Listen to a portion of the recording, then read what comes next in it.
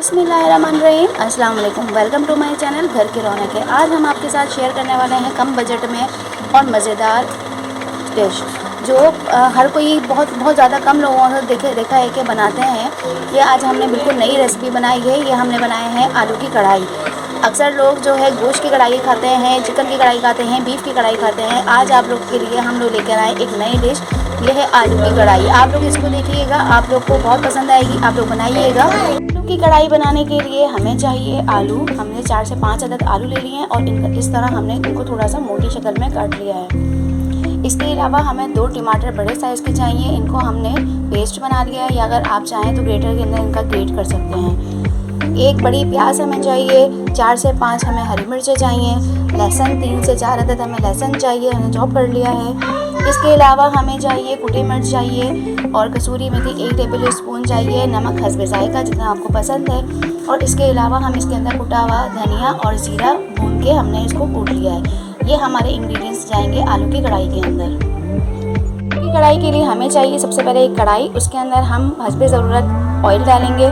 Oil डालने के बाद हम आलूओं को फ्राई करेंगे ताकि हमारे आलू अलग से क्रिस्पी हो जाएं।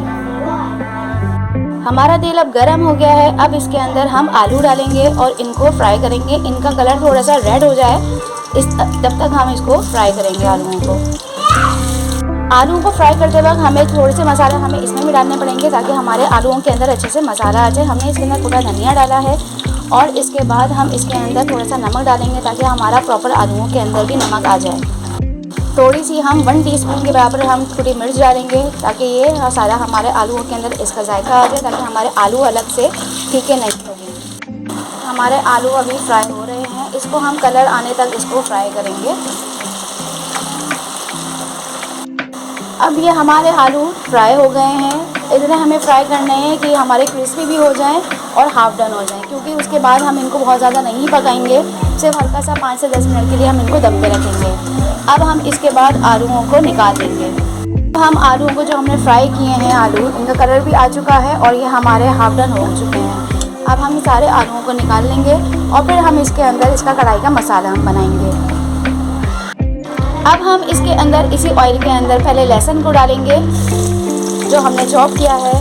लहसुन के बाद जब लहसुन हमारा थोड़ा सा लाल हो जाएगा तो फिर उसके बाद हम इसके अंदर प्याज को ऐड करेंगे। ये आप लोग देखें इतना अच्छा खूबसूरत इसका कलर आ जाएगा। फिर हम इसके अंदर दूसरी चीज़ों को ऐड करेंगे। ये हमारा अब गोल्डन ब्राउन हो गया है लहसुन। अब इसके बाद हम इसके अंदर प्याज को ऐड करेंगे जो हमने एक चॉप करके प्याज डाली है। इसको हम फ्राई करेंगे। अब हमारी प्याज भी गोल्डन ब्राउन हो गई है। अब इसके अंदर हम 2 टमाटर जो हमने इसको ग्रेट करके रखे थे, इनका पल्प निकाल के रखा था, मतलब पीस के रखा था, वो हम इसके अंदर डालेंगे। हमारे टमाटर भून गए हैं। अब इसके अंदर जो हमारा बाकी पसंद मसाला बचा है अब हम वो डालेंगे। कुटी मिर्च, नमक और हमारा कसूरी मेथी। इसके साथ कुटा हुआ धनिया और जीरा हम डालेंगे। इसके अंदर भुना हुआ है हमारा ये। और अब हम इसको मिक्स करेंगे अच्छे से। अब हम डालेंगे दही। दही हमारा ऑप्शनल है। अगर आप लोग टमाटर ज़्यादा यूज़ कर रहे हैं तो आप दही नहीं डालें। अगर नहीं कम यूज़ कर रहे हैं, ज़्यादा इकट्ठा चाहिए आपको, तो आप 2 चमचे दही इस तरह ऐड करके इसको मिक्स कर दें। ये कढ़ाई थोड़ी सी खट्टी अच्छी लगती है, इसमें थोड़ा खट्टापन अच्छा लगता है। तो आप लोग इसको इसमें अपने हिसाब से आपको ऑप्शनल है कि अगर आप चाहना चाहें डाल सकते हैं, अगर नहीं डालना चाहें तो नहीं डाल सकते हैं। हम इसके अंदर 2 अदद जो है हरी मिर्चें साबुत डाल देंगे। इसको भूनते वक्त डालेंगे तो इसका टेस्ट बहुत अच्छा आता है और अच्छी खुशबू आती है। और 2 जो है हम वो आखिर में सर्विंग के टाइम पे डालेंगे। अब ये हमारा मसाला भून गया है। अब हम इसके अंदर थोड़ा सा पानी ऐड करेंगे ताकि हमारे जो मसाले हमने डाले हैं वो अच्छे से पक जाए।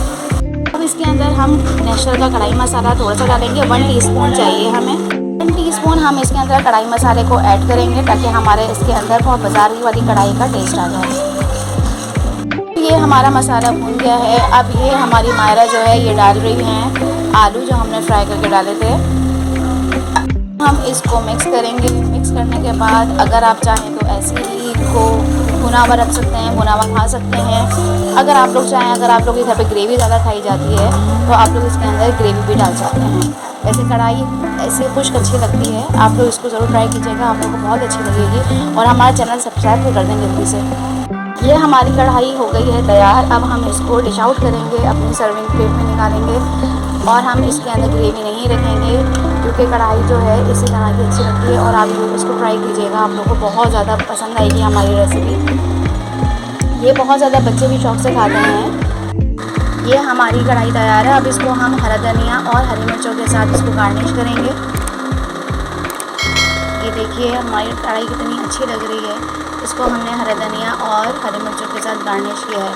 आप इस रेसिपी को ज़रूर ट्राई कीजिएगा और उम्मीद करते हैं आपको हमारी रेसिपी अच्छी लगेगी। मिलेंगे आपके साथ एक नई रेसिपी के साथ। हमारे चैनल को सब्सक्राइब करें, हमारी वीडियो को लाइक करें।